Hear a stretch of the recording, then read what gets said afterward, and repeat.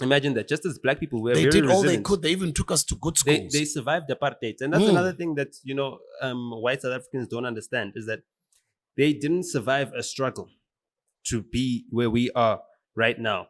Whereas the previous generations of maybe the so-called Afrikaners, white Afrikaners, that came from the concentration camps, that pulled the Osava, that did the trekking in the Voortrekker movement, that ran away from the Cape because they weren't allowed to keep slaves anymore, and the Cape was now under British control, and the British had banned slavery in 1836, I think it was.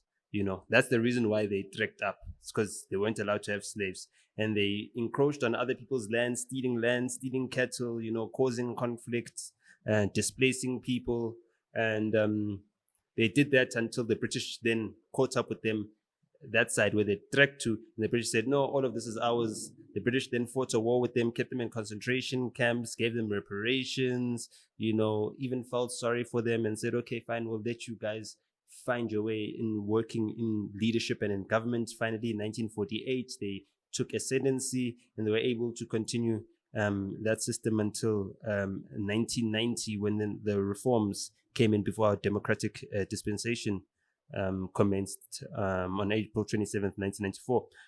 So they never had a victory. You know what I mean?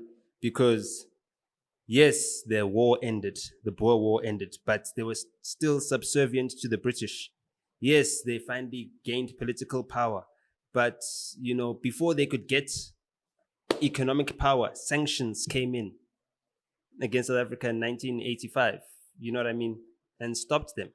And the same way Kali Kriel is now asking for sanctions for the ANC leaders in America right now is the same thing that former President Nelson Mandela, the late father of a nation, was asking for sanctions against South Africa and saying sanctions shouldn't stop. In fact, when he went on his first trip to the United States, which he was helped by Donald Trump, who gave him his jet to fly around the United States, and he could lobby for sanctions to continue because the Republicans were trying to have the sanctions dropped.